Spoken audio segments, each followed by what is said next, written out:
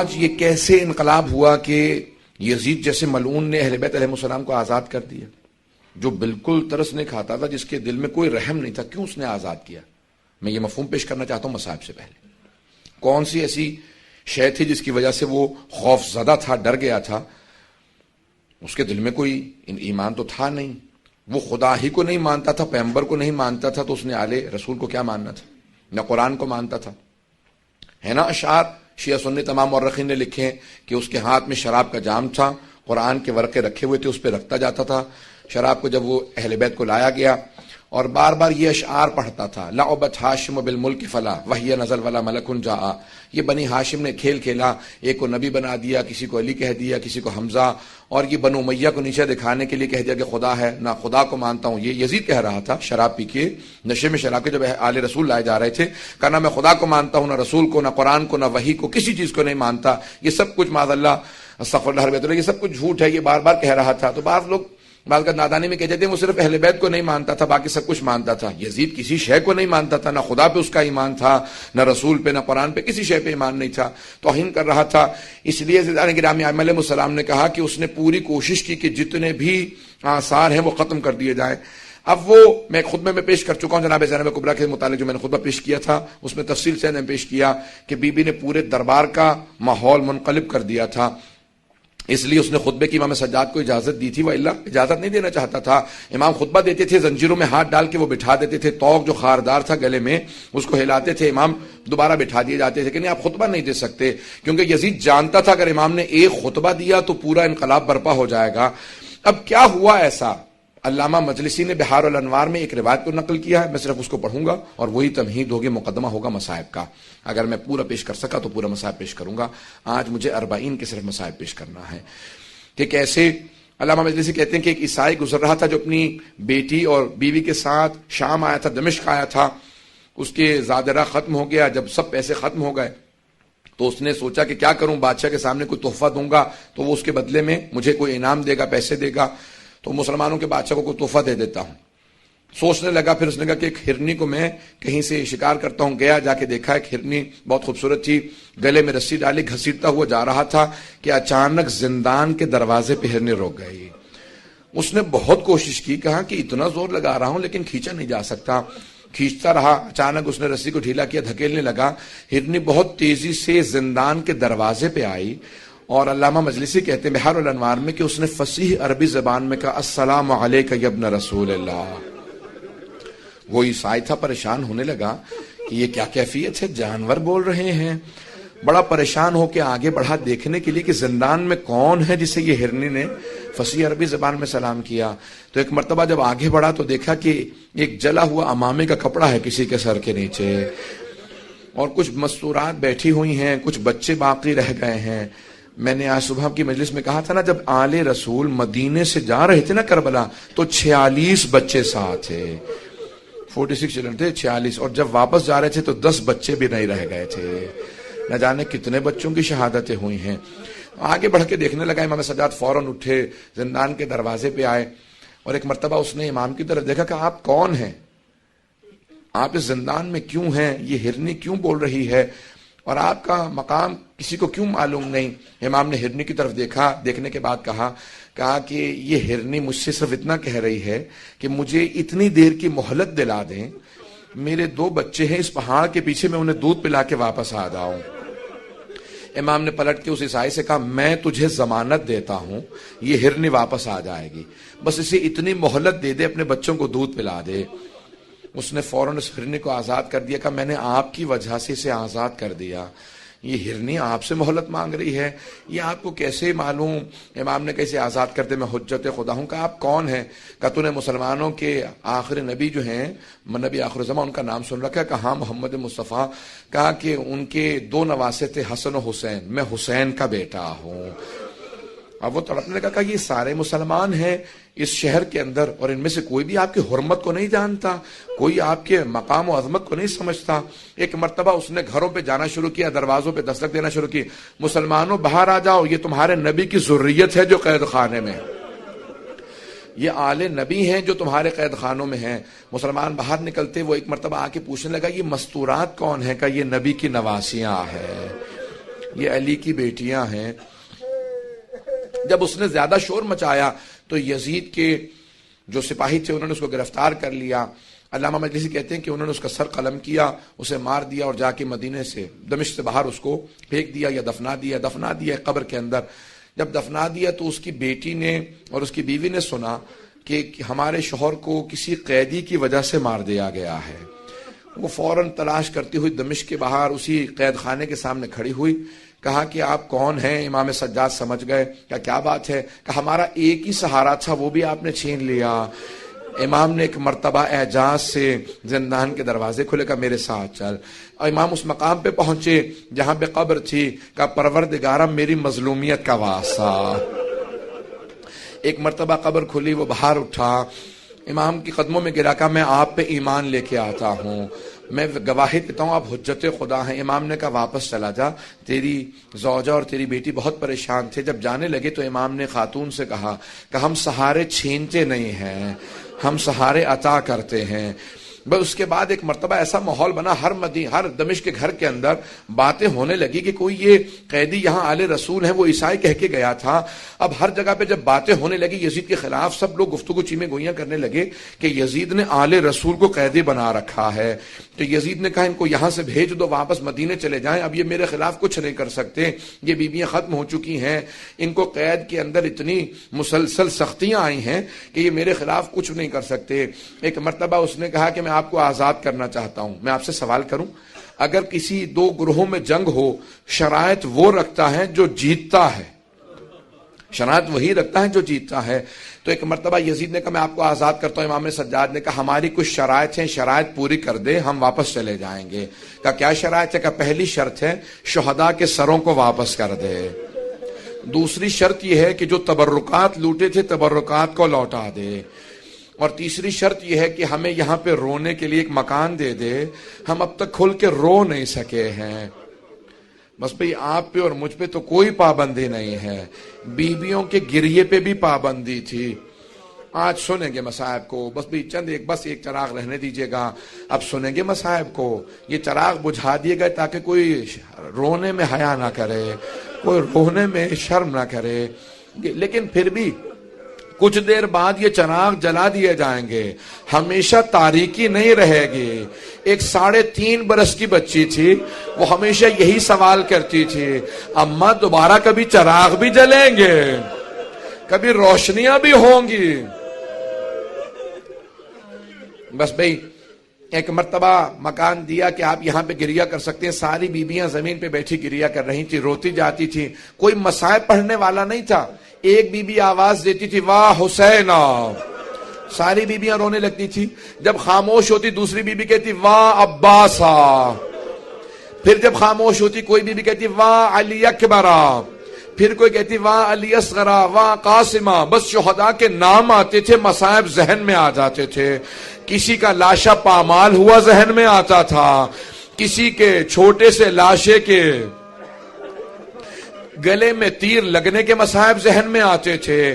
میں اب تفصیل میں نہیں جاؤں گا, تیزی سے آگے بڑھ رہا ہوں عزیزان گرامی. بس بھی ایک مرتبہ شہداء کے سروں سے متعلق کہا تھا نا امام سجاد نے, پہلے تبرکات واپس آ رہے تھے, پہلے تبرکات. ایک چادر تطہیر آئی, جناب زینب آگے بڑھی, کہا لاؤ میری ماں کی چادر مجھے واپس کر دو.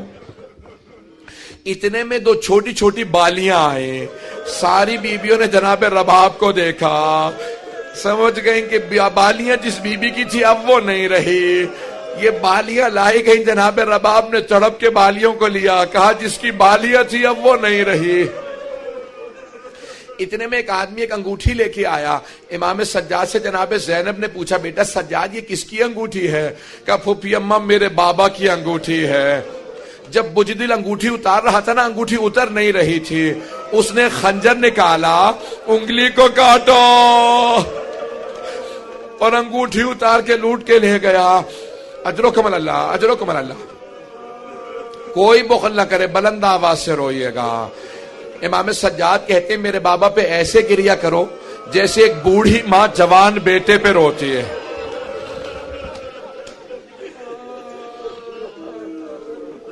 بس بھئی تبرکات کے میں نے سارا چھوڑ دیا مضمون, بہت تیزی سے آگے بڑھ رہا ہوں.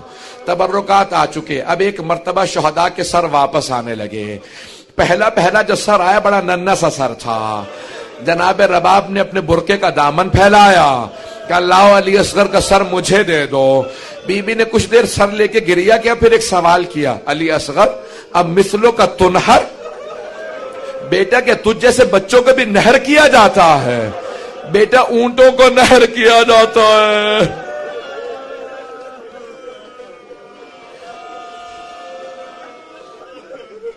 اتنے میں ایک سر آیا جو بہت خوبصورت سر تھا، جناب لیلا نے کہا لاؤ علی اکبر کا سر مجھے دے دو۔ بی بی نے کہا علی اکبر تیرے بغیر جینا ماں کا بڑا مشکل ہے۔ اتنے میں ایک سر آیا، جناب ام فروا آگے بڑھی، سر کو لینے کے بعد کہا قاسم جب آپ خیمے سے گئے تھے آپ کے چہرے پہ گھوڑوں کی ٹاپوں کے نشان نہیں تھے۔ بس بھائی سر آتے رہے۔ اتنے میں ایک سر آیا، اسے نیزے سے نہیں اتارا گیا تھا، اسے ایک تھیلے سے نکالا گیا تھا۔ جناب ام کلثوم آگے بڑھی کہا لاؤ عباس کا سر مجھے دے دو۔ بس بھئی اتنے میں دو سر اور آئے، ساری بیویوں نے جناب زینب کو دیکھا۔ آپ کے ذہنوں میں مصائب ہے، میں نے اشارہ صرف کرنا تھا۔ جناب فضہ نے جب اس نے بار بار پوچھا، جناب فضہ نے کہا یہ دو سر مجھے دے دو، میری آقا زادی کے بیٹے ہیں۔ کہا بی بی بیٹوں سے ودا تو کر لیجئے۔ کہا فضہ میں علی کی بیٹی ہوں، صدقہ دے کے واپس نہیں لیتی۔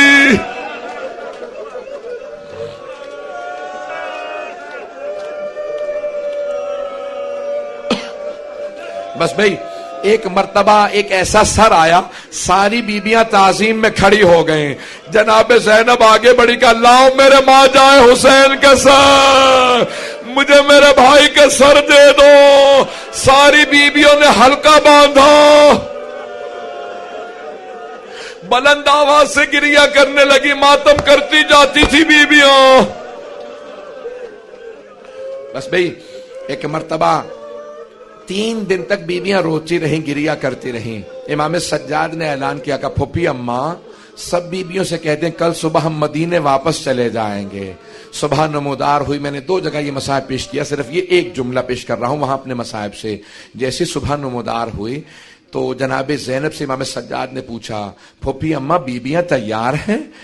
جناب زینب نے کہا بیٹا سجاد سب بیویاں تیار ہیں، لیکن آپ کی ماں رباب کا کچھ پتہ نہیں ہے، نہ جانے رباب آج صبح سے کہاں چلی گئی ہیں۔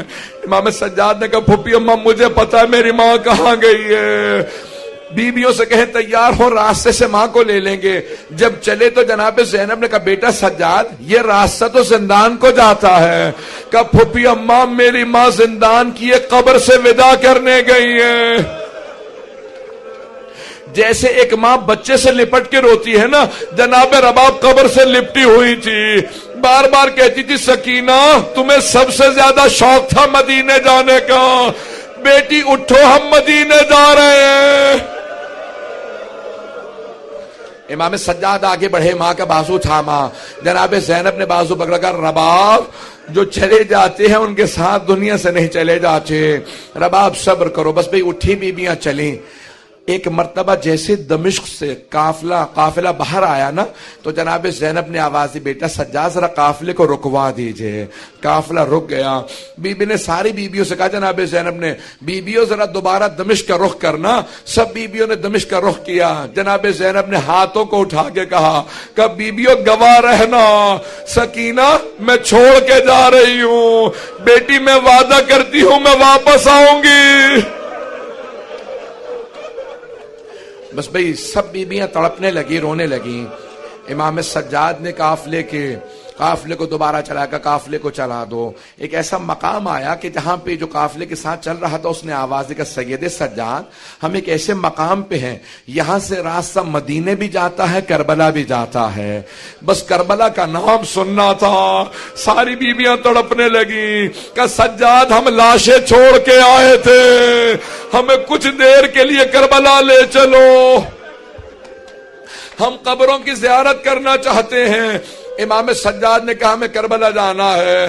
کربلا چلنے لگے، جب راستے میں کربلا کا نام آیا ہر بیوی تڑپ رہی تھی، کسی کو اپنا شہید یاد آتا، کسی کو اپنا بچہ یاد آتا، کسی کو کوئی یاد آتا، کوئی بھائی کو یاد کر رہی تھی۔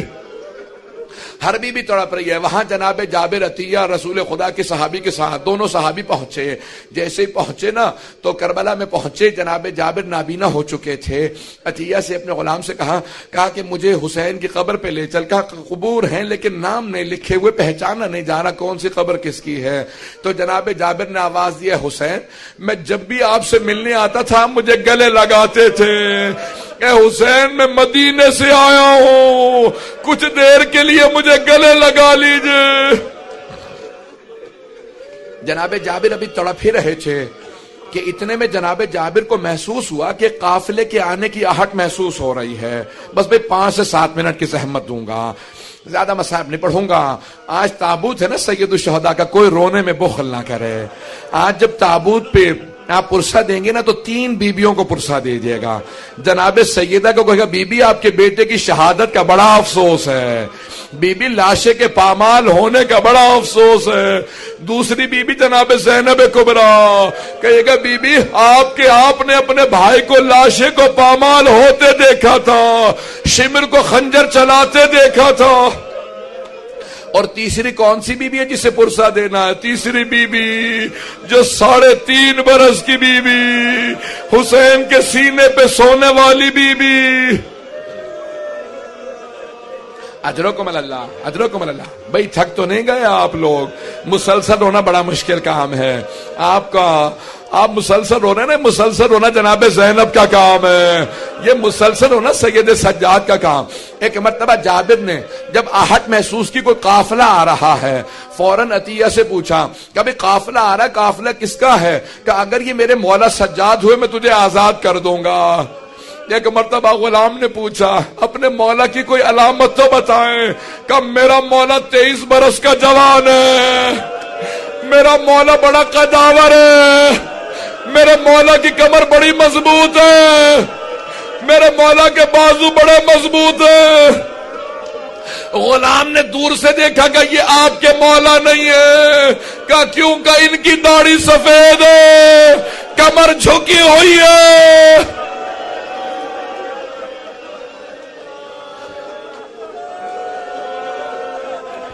اجرکم اللہ. بس بھئی وہاں سے امام سجاد پھپھیوں کے ساتھ چلتے ہوئے آ رہے ہیں. میں ایک سوال کروں آپ سے, ذرا رک جائیے.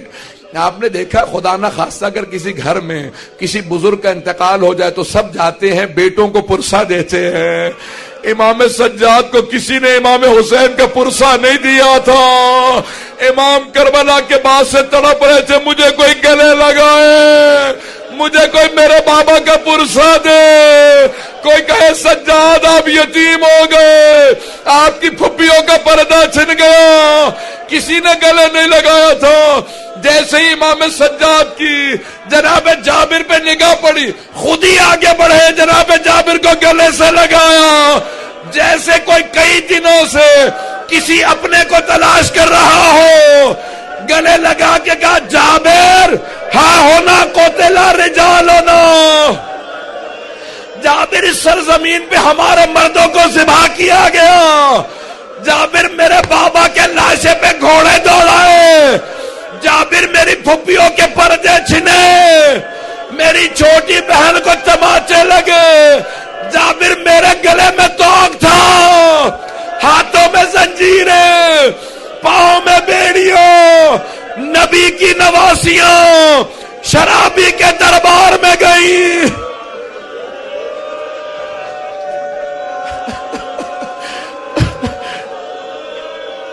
جناب جابر تڑپنے لگے, رونے لگے بلند آواز سے.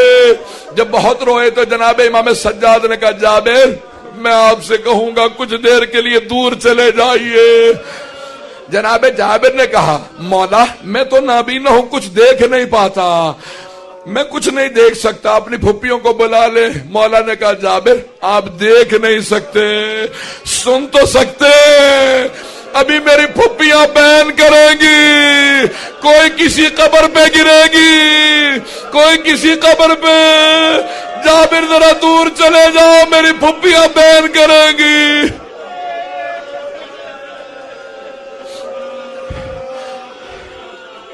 بس بھی آواز آئی جناب زینب کی, بھائیا میں جب بھی آتی تھی آپ کھڑے ہو جاتے تھے, بھیا میں شام سے لٹ کے آئی ہوں، بھیا کوئی بھی اچھی حالت میں نہیں، سب بیمار ہے، بھیا میرے پاؤں زخمی ہے، بھیا مجھے گلے لگا لو۔ اجرکم اللہ۔ بس بھئی امام سجاد نے پھپھی کا بازو تھاما۔ جب جناب زینب نے پوچھا بیٹا سجاد مجھے کچھ دیر کے لیے میرے بھائی کی قبر تو دکھا دو، امام سجاد آگے لے گئے، جناب زینب قبر پہ بیٹھ کے رونے لگیں، ساری بیویاں امام حسین کی قبر پہ گر گئیں، روزے سے لپٹ کے سب رو رہی تھی۔ امام سجاد نے دیکھا اگر ایسے بیویاں روتی رہی نا تو روتے روتے کوئی بیوی مر جائے گی۔ امام سجاد بڑھے، پھپھی کا بازو تھاما، کا پھپھی اماں بس کیجئے، سب بیویاں کھڑی ہو جائیں، بس امام کا حکم تھا، سب رک گئیں۔ جیسے جناب زینب کھڑی ہوئی، بی بی نے فوراً پوچھا بیٹا سجاد یہ میرے بھائی کے ساتھ والی قبر کس کی ہے؟ مولا سجاد نے کہا یہ میرے بھیا علی اکبر کی قبر ہے۔ ساری بیویاں دوبارہ جناب علی اکبر کی قبر پہ گر گئیں، تڑپ کے رونے لگی۔ پھر امام سجاد نے اٹھایا، پھر جناب زینب نے پوچھا یہ والا گنج شہداء میں یہ قبر کس کی؟ کہا یہ قاسم کی، پھر کہا یہ اون محمد، سب کی قبریں بتاتے رہے۔ ایک مرتبہ جناب زینب نے تڑپ کے پوچھا بیٹا سجاد آپ نے ساری قبریں بتا دی لیکن میرے بھیا عباس کی قبر نہیں بتائے۔ امام سجاد نے کہا پھپھی اماں میرے چچا کا روزہ فرات کے کنارے ہے، میرے ساتھ چلے میں آپ کو چچا کی قبر پہ لے جاؤں۔ جیسے ہی بیویاں چلی جناب زینب نے بیویوں کا راستہ روک لیا، کہا بیویوں میرے بھیا عباس کو سب کچھ بتا دینا، بتا دینا ہمیں شرابی کے دربار لے گئے تھے، بتا دینا ہمیں تازیانے مارے گئے تھے، لیکن مت بتانا بیویوں میرے بھیا عباس کو مت بتانا، مت بتانا سکینہ شام میں رہ گئے، میرے بھائی کی غیرت برداشت نہیں کرے گی۔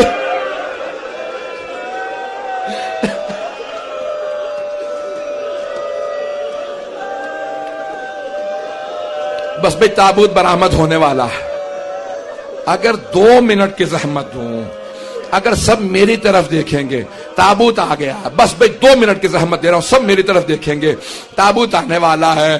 ابھی جب تابوت آئے گا نا وہ حسین جن کا تابوت نہیں اٹھا، امام سجاد جب دفنانے کے لیے کھڑے ہوئے لاشے پہ اتنے زخم تھے، مدینے کا رخ کیا، کہا نانا ذرا میری مدد کیجئے، پھر نجف کا رخ کیا، کہا دادا علی مرتضی میری مدد کرے، جنت البقیع کا رخ کیا ہے چچا حسن مجتبی مدد کیجئے۔ اگر دیکھ سکیں کٹے ہوئے گلے کے نیچے رسول عربی نے ہاتھ رکھے، ٹوٹی ہوئی پسلیوں کے نیچے علی مرتضی نے ہاتھ رکھے، قدموں کے نیچے حسن مجتبی نے، جب سب نے مل کے لاشا اٹھایا، امام سجاد قبر میں تھے، جب لاشا لینے لگے ایک بی بی کنارے کھڑی تھی، کہا سجاد ذرا آرام سے لاشا لینا، میں نے چکیاں پیس کے بالا تھا، میرا بیٹا بڑا زخموں سے چور چور ہے۔ ماتم حسین